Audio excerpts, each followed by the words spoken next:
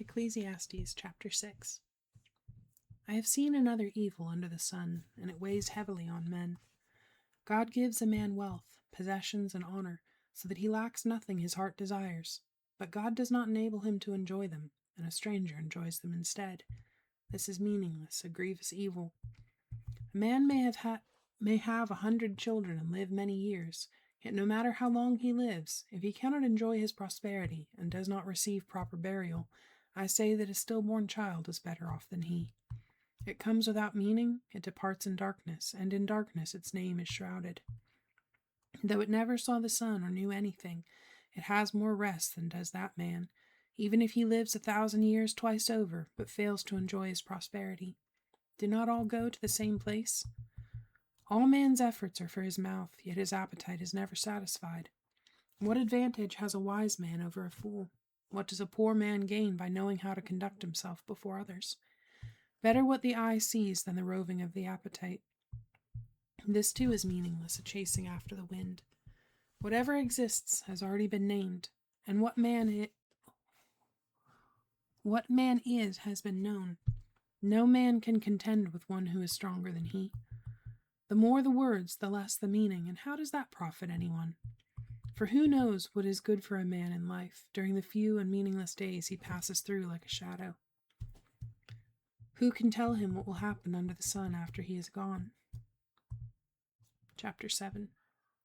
A good name is better than fine perfume, and the day of death better than the day of birth. It is better to go to a house of mourning than to go to a house of feasting, for death is the destiny of every man. The living should take this to heart. Sorrow is better than laughter, because a sad face is good for the heart. The heart of the wise is in the house of mourning, but the heart of fools is in the house of pleasure. It is better to heed a wise man's rebuke than to listen to the song of fools. Like the crackling of thorns under the pot, so is the laughter of fools. This too is meaningless. Extortion turns a wise man into a fool, and a bribe corrupts the heart. The end of a matter is better than its beginning, and patience is better than pride. Do not be quickly provoked in your spirit, for anger resides in the lap of fools. Do not say, "Why were the old days better than these?" For it is not wise to ask such questions. Wisdom, like an inheritance, is a good thing, and benefits those who see the sun. Wisdom is a shelter as money is a shelter, but the advantage of knowledge is this, that wisdom preserves the life of its possessor. Consider what God has done. Who can straighten what he has made crooked? When times are good, be happy, but when times are bad, consider. God has made the one as well as the other. Therefore, a man cannot discover anything about his future. In this meaningless life of mine, I have seen both of these, a righteous man perishing in his righteousness, and a wicked man living long in his wickedness. Do not be over-righteous, neither be over-wise. Why destroy yourself? Do not be over-wicked, and do not be a fool. Why die before your time? It is good to grasp the one and not let go of the other. The man who fears God will avoid all extremes. Wisdom makes one wise man more powerful than 10 rulers in a city. There is not a righteous man on earth who does what is right and never sins. Do not pay attention to every word people say, or you may hear your servant cursing you, for you know in your heart that many times you yourself have cursed others. All this I tested by wisdom, and I said, I am determined to be wise, but this was beyond me.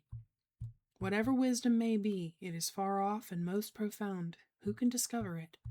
So I turned my mind to understand, to investigate and to search out wisdom and the scheme of things, and to understand the stupidity of wickedness and the madness of folly. I find more bitter than death the woman who is a snare, whose heart is a trap and whose hands are chains. The man who pleases God will escape her, but the sinner she will ensnare. Look, says the teacher, this is what I have discovered, adding one thing to another to discover the scheme of things, while I was still searching but not finding.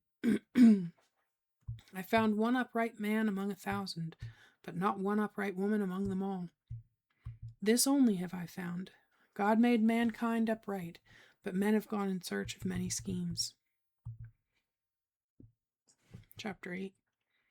Who is like the wise man, who knows the explanation of things?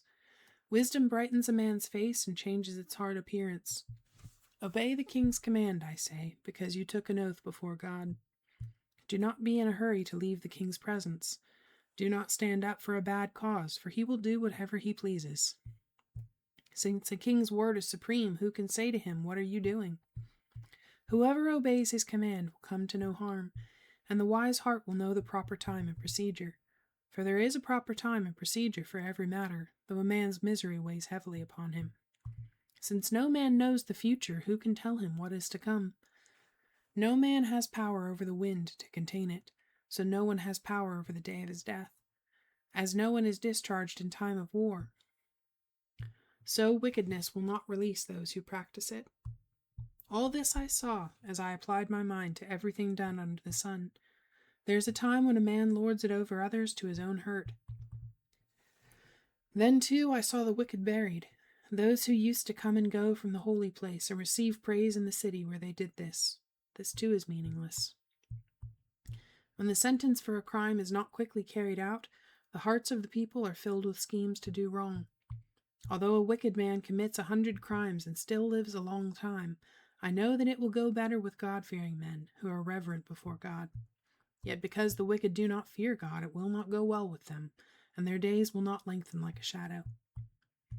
There is something else meaningless that occurs on earth. Righteous men who get what the wicked deserve, and wicked men who get what the righteous deserve. This too, I say, is meaningless. So I commend the enjoyment of life, because nothing is better for a man under the sun than to eat and drink and be glad.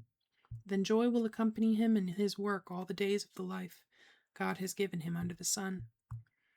When I applied my mind to know wisdom, and to observe man's labor on earth, his eyes not seeing sleep day or night, then I saw all that God has done. No one can comprehend what goes on under the sun. Despite all his efforts to search it out, man cannot discover its meaning.